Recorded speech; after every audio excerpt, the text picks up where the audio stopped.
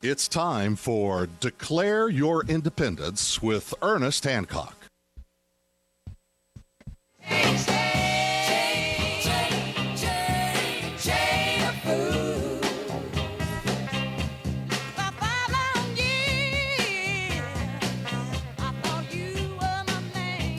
It's a chain of fools. It just keeps going round and round. Same thing all the time. We're experiencing what the long chain of fools been doing in the Middle East since forever, certainly even before I was born in 61. Now, this is what we're looking at. Daddy Bush had himself a war in the Middle East, Gulf War I. At the end of that, we drove Saddam's troops out of Kuwait. We don't have to get in all details of how we kind of enticed them in and so on. That's a whole nother thing. But what happened was there was the promise that we were going to support those that would resist Saddam Hussein. They're going to rise up. They're going to rise up against the man. Well, as they started to, we kind of abandoned them. We just kind of, hey, you're on your own. Life sucks to be you. So a lot of people were killed. At that time, Kurdistan, which kind of in the northwestern part of Iraq, overlaps into Turkey. They're rich in oil. They have a lot of a culture that extends into Turkey and into Iraq. Of course, they would like to have their own autonomous state that would separate from Iraq and Turkey. They're a different culture. Well, what's happened is when you had, after World War I, the British and the French are just drawing lines out in the sand so they could have, you're in charge of here and whoever we need to sign the contract so we can let you know how our oil got underneath your sand. I mean, that's what was happening. So you have the tribes, the Kurdistan up there, they're starting to be autonomous. They're just, too much trouble to be dealing with, and they start having their own entities. Now, I want Michele. She's just going to monologue because she's so far away. We got a little bit of time delay with the phone. So what we're going to go ahead and do is have her monologue from there. Gulf War I, what happened, who coalesced, what kind of government was done, and bring us up to now. Would you please, Michele? Sure. Okay, I just kind of feel it's a little important to go back just one step further for a very brief second, and that is that the Kurds are an entirely different ethnic group of people. They have their own language, they have their own customs, their own culture, and they are the largest group of people that don't have their own home states. There's about 40 million Kurds, and actually they were divided up into four surrounding countries. Some of them were sent to Iran, some to Syria, some to Turkey, and some stayed in Iraq.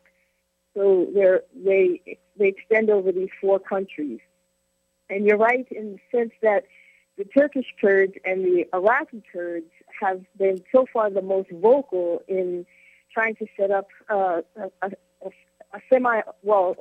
they wanted to have their own state, but that hasn't been possible. The Iraqi Kurds have probably been the most successful in at least getting a semi-autonomous region called the Kurdistan Regional Government, or the KRG.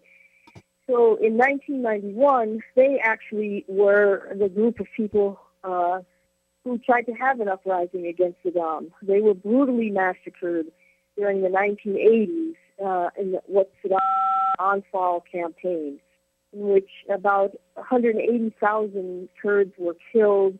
5,000 of their villages were destroyed in northern Iraq, and it was a genocidal campaign in which much of the world kind of turned their back on them as this was happening.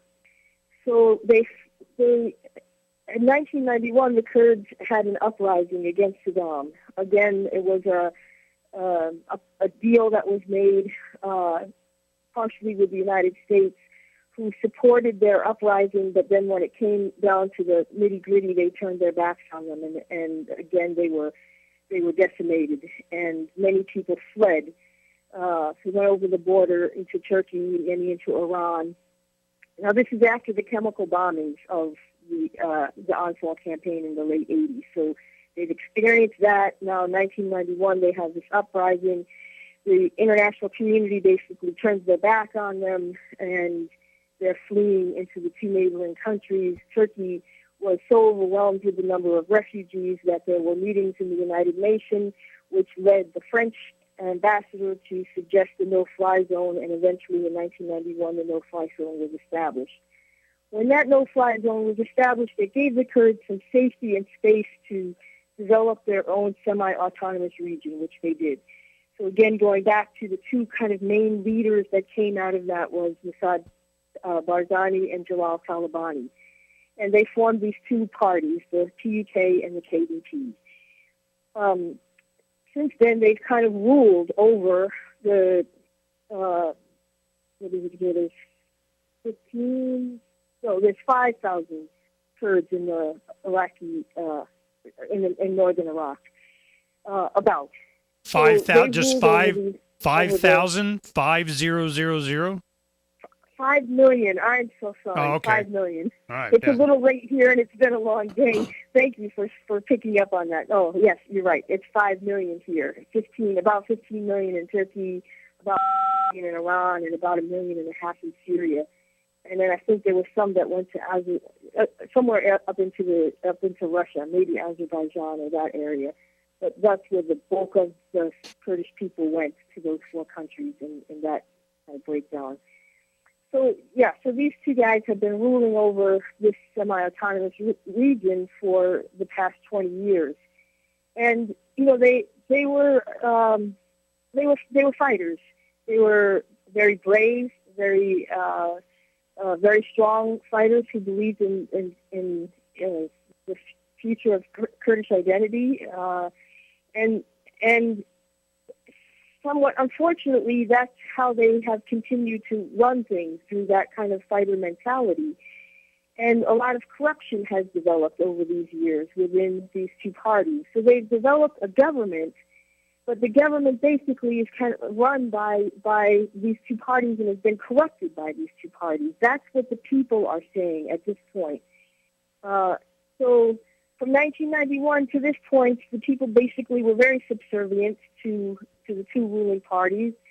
As time went on, because they do have a lot of resources here, and when the Ba'ath Party was taken down, they actually felt like they had come alive. So this is 2003, and their actual history and identity can be dated back 8,000 years ago. So they're a very old ethnic group of people who have a very deep and rich identity and culture. But for them, they feel like they finally come alive and have had the opportunity to enter into the world community in 2003. So everything is still kind of brand new.